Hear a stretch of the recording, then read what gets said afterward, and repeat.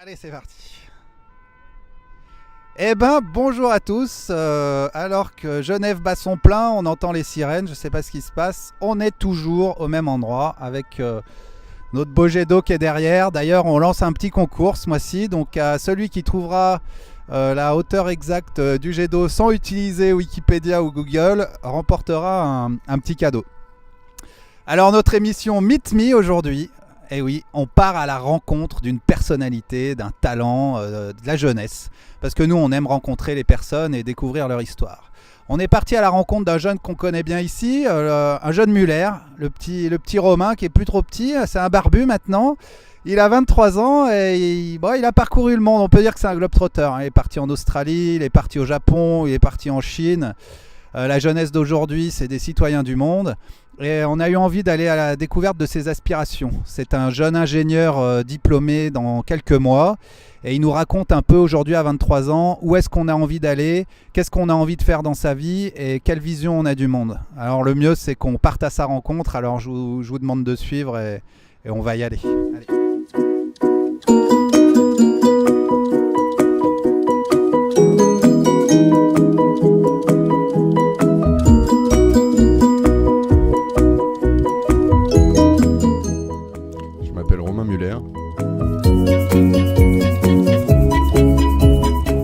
Je suis venu passer un entretien avec toi afin de préciser mon parcours d'avenir puisque je n'avais pas vraiment d'idée d'où aller après mon diplôme et nous avons éclairci certains points.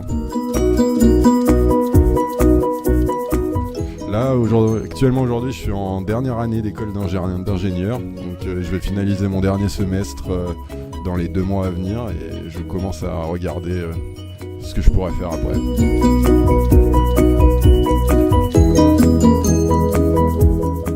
J'ai pour passion la technologie. Depuis que je suis tout petit, j'ai toujours aimé comprendre comment les choses fonctionnaient et essayer de les améliorer, ainsi que la musique sans laquelle je ne peux pas vivre. Je suis tout le temps en train d'en écouter et je me balade partout avec mes écouteurs.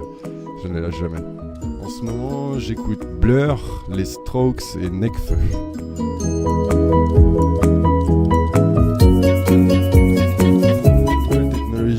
Ce qui me parle en ce moment serait plutôt tout ce qui se tourne vers les smartphones, puisque de nombreux accessoires, on peut le voir avec cette interview, sont en train d'être développés vis-à-vis des smartphones afin de diversifier leurs possibilités. Et je pense que c'est vraiment un secteur d'avenir sur lequel il y a quelque chose à faire.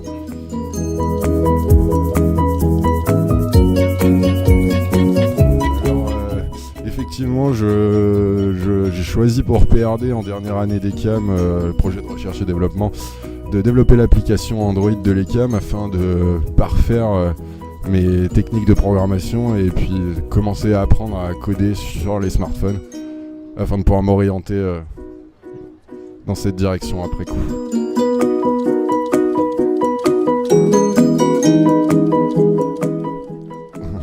Les 3 personnes qui m'inspirent le plus après notre débat plus tôt aujourd'hui sont donc le Dalai Lama, Steve Jobs, Einstein, et on y a inclus en 4e personne mon père à qui j'essaye de ressembler.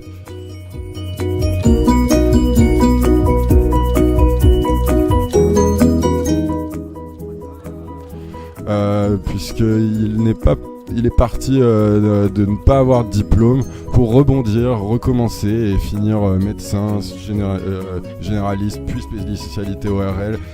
Il est devenu connu dans son domaine, il est connu dans la région dans laquelle il travaille. Il a réussi aussi bien au niveau études qu'au niveau professionnel et que de mon point de vue en tant que père, et c'est quelqu'un à qui j'aspire à ressembler.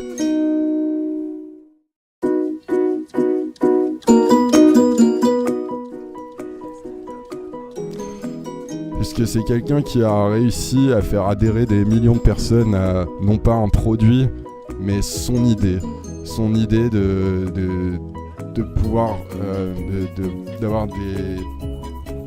de partir d'une boîte qui faisait des ordinateurs et de développer toute une nouvelle gamme de produits qui incite les gens à acheter, alors qu'à la base il ne s'agissait d'une boîte d'ordinateurs. Pourquoi est-ce qu'il ferait des MP3, pourquoi est-ce qu'il ferait des appareils photo, et pourtant tout le monde aujourd'hui se tourne vers Apple même pour acheter ce genre de produit.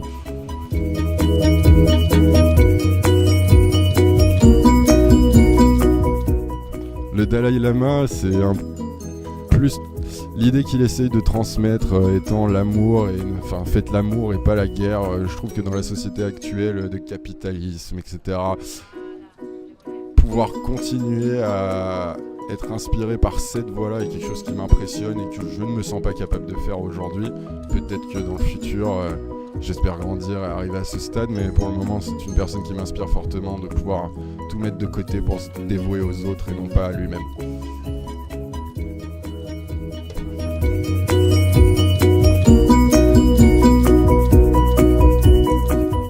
Mes 3 plus grandes compétences seraient d'être quelqu'un de curieux. J'essaye toujours de m'intéresser aux choses, j'essaye d'en apprendre plus pour mieux les connaître afin de trouver des meilleures solutions. Je suis quelqu'un qui n'abandonne pas. À chaque fois que je me dévoue à quelque chose, j'essaie de le faire au mieux et d'aller jusqu'au bout. Travailler dans les détails et de ne pas abandonner. À partir du moment où j'ai décidé de faire quelque chose, je finalise.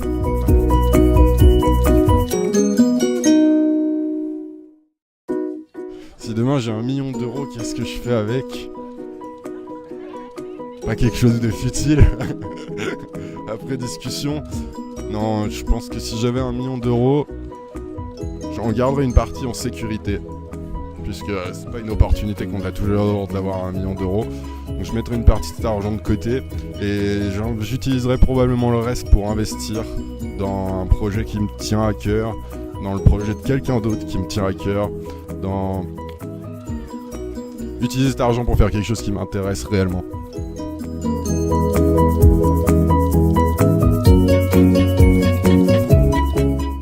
Je suis sur mon lit de mort et je me tourne sur ce que j'ai fait.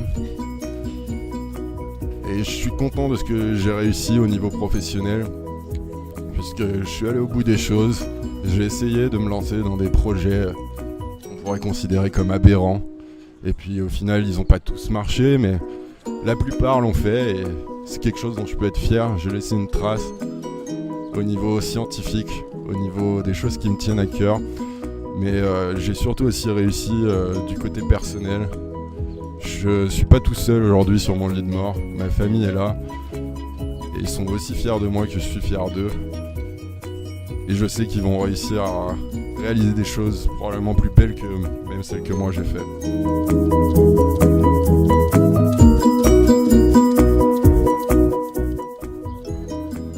J'imagine le plus fou serait de pouvoir partir dans l'espace.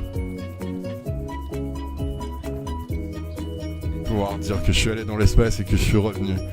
Parce que rentrer dans une fusée qui risque de péter d'un moment à l'autre, juste pour pouvoir visiter ce qui n'est pas censé être visitable, je trouve ça fou comme idée.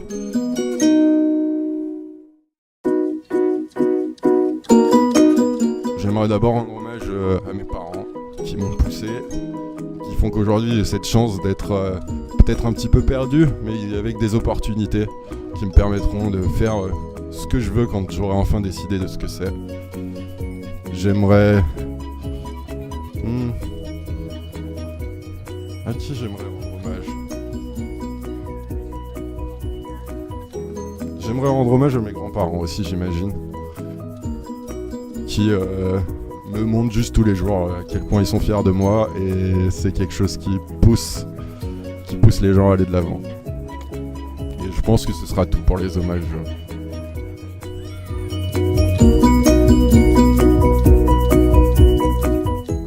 Alors, Romain, tu vas quitter Genève là ce soir.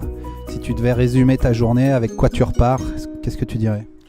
Si je devais résumer ma journée, je pense que je repars avec des bases plus solides sur ce que je veux faire de ma vie après le diplôme qui arrive incessamment sous peu. Et oui, je repars avec des bonnes idées de plans sur comment aborder ma recherche d'emploi d'ici quelques mois. Donc on te donne rendez-vous dans 10 ans pour voir si le diagnostic était bon. Et s'il est bon, qu'est-ce que tu ramènes dans 10 ans ? Eh ben écoute, je me ramène moi dans 10 ans et puis je te réinvite ici afin qu'on puisse faire un débat sur comment elles sont déroulées justement. Ok, allez, merci. Ah ouais, putain, elle s'est complètement sauvée là.